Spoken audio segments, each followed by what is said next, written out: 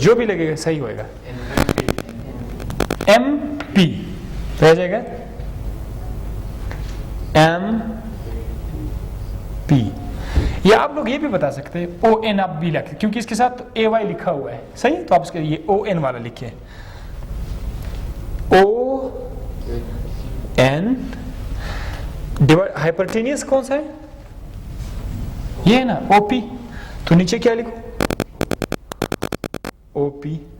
O N किस चीज के इक्वल है, ए वाई के इक्वल है, सो ऊपर क्या लिखूंगा ए Y.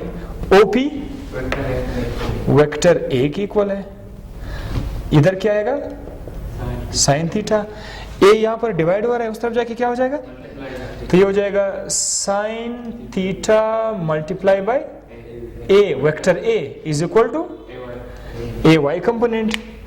So A Y is equal to, अगर आप उसको सीधा लिखोगे A Y is equal to A sine theta,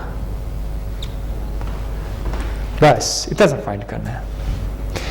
A X is equal to A cos theta, A Y is equal to A sine theta. ये कौन सा ए है, vector A है, ए साइन थीटा। बस आज के लिए सिर्फ इतना सा।